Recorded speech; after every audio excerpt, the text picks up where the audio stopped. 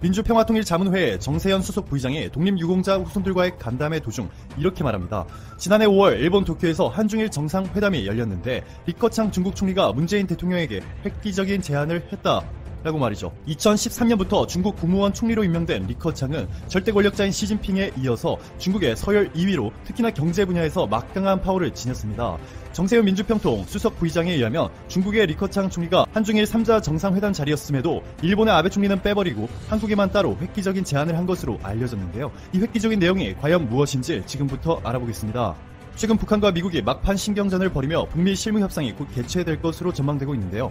김성 유엔 주재 북한 대사가 최근 뉴욕 콜롬비아 대학에서 개최된 2019 글로벌 평화 포럼에서 언제쯤 북미 협상이 열릴 것 같냐는 질문에 시점은 낙관적이라 말한 것으로 알려졌습니다. 그동안 북미 정상회담들을 전후로 해서 항상 북한의 김정은과 시진핑이 만났습니다. 도널드 트럼프 미국 대통령과 김정은의 첫 만남이죠. 제1 북미 정상회담이 2018년 6월 12일 싱가포르 센토사 섬 카페라 호텔에서 열렸는데요. 8일 후인 20일 중국의 시진핑 주석이 평양을 방문하였고요. 베트남 하노이에서 2차 북미 정상회담이 열린 것이 올해 2월 27일인데 1월 8일부터 10일까지 김정은이 중국을 방문하여 시진핑 주석과 만남의 자리를 가졌습니다. 이번에는 10월 초 김정은이 중국을 방문할 것으로 관측되고 있는데요. 탄핵까지 거론되며 민주당의 두들겨 맞고 있는 트럼프 입장에서도 북미 정상회담을 서둘러 성과를 내야 하는 상황입니다. 상당수의 전문가들이 3차 북미 정상회담이 올해를 넘기지 않으리라고 예상하는 가운데 미국의 대북 제재가 완화되면 가장 먼저 시작될 대북 사업으로 남북 철도 및 도로 연결이 거론되고 있습니다. 이 점을 인식하고 중국의 서열 2위 리커창 총리가 문재인 대통령에게 중국 랴오닝성 단둥에서 북한을 거쳐 서울로 이어지는 고속철도를 건설할 것을 제안한 것으로 알려졌습니다. 실제로 지난해 12월 26일 북한 개성에 있는 판문역에서 남북 간 철도 연결 착공식이 있었습니다. 당시 미국도 착공식에 대한 제재 면제를 결정하였고 유엔 안전보장이사회도 대북 제재 면제 승인을 해주었습니다. 당시 남북이 공동으로 북한의 철도를 조사하였는데 북한에 설치된 철도 길이는 이미 5,300km, 남한 4,100km보다 1,000km 이상 긴 것으로 알려졌습니다. 그런데 98%의 노선이 단선화, 즉 한 방향으로만 운행할 수 있으므로 매우 비효율적인 데다가 열차 최대 가능 속력이 20에서 40km 사이로 한국의 10분의 1 수준에 불과한 것으로 전해졌습니다. 북한의 철도 사업이 개방되면 한국 기업들이 천문학적인 수익을 챙길 기회가 열린다는 뜻인데요.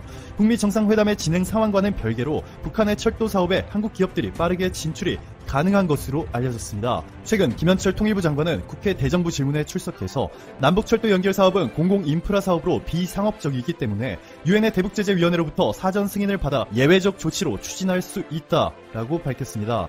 또한 더불어민주당의 박정 의원이 최근 북한과 일본이 몽골에서 만나 신칸센 설치를 논의했다는 점을 지적하자 김현철 통일부 장관은 적극적으로 준비하겠다라며 이미 1차 조사는 마쳤으며 추가 정밀 조사와 설계 절차를 남겨두고 있고 본격적으로 공사가 착공할 때에는 예외 절차를 밟을 수 있다라고 전했습니다. 여기에 철도 연결 사업은 문재인 정부가 의욕적으로 추진하고 있는 사항이라고까지 밝혔습니다. 남북 철도 협력 사업에 중국이 적극적인 이유는 바로 중국 자본을 투입하기 위해서죠. 국회 예상정책처는 북한 개성에서 의주까지 시속 최대 180km까지 주행이 가능한 복합 선로를 깔려면 13조 1,600억 원이 소요될 것이라 예상하였는데요.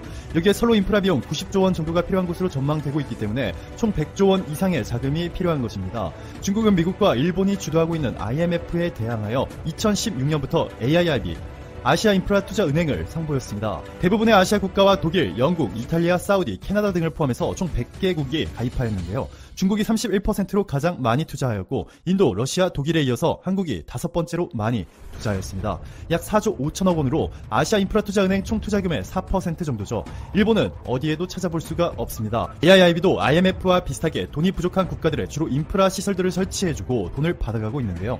지금까지 50개의 프로젝트에 12조 원 정도를 투자하였습니다. 미국과 일본이 주도하고 있는 IMF의 대항마라는 거대한 포부를 가지고 시작한 것 치고는 너무 작은 규모의 투자죠. 하지만 100조 원짜리의 남북 철도 협력 사업에 AIIB의 자금을 투입한다면 중국으로서는 엄청난 성취라 볼 수 있습니다. 하지만 중국이 아시아인프라투자은행의 자금을 활용한 남북철도 사업에 높은 관심을 보이고 있다는 것은 한국 입장에서도 긍정적으로 받아들일 수 있는 부분이 분명 있습니다. AIIB는 다른 세계 금융기구들과는 달리 철저하게 수익성을 중시하고 있습니다. 가장 중요한 평가 요소가 현금 흐름과 부가가치 창출 가능 여부이니 말이 아시아 인프라투자은행이지 사실상은 상업투자은행에 가깝습니다.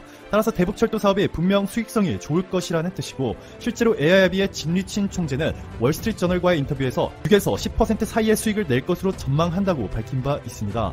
최근 한국 정부의 외교는 역대 최고급입니다. 갖다 바치기식 외교가 전문인 일본과는 차원이 다른 수준이죠. 아시아 국가 최초로 이스라엘과 FTA를 체결, 브렉시트 이후 적용될 영국과의 무역협정을 체결한 최초의 아시아 국가. 일본은 여전히 미국의 추가 관세를 두려워하는 동안 이미 미국과 FTA 재협상에 성공하는 등 최근 한국의 외교는 완벽에 가깝습니다. 이번 대북철도 사업에서 한국 정부와 기업들이 사업을 주도하는 것은 당연하고, 아시아 인프라투자은행 등으로부터 자금을 끌어올 때도 AIIB에 대한 한국 의결권을 늘리는 등의 국제 영향력을 상당폭 높이는 것이 가능할 것 같습니다.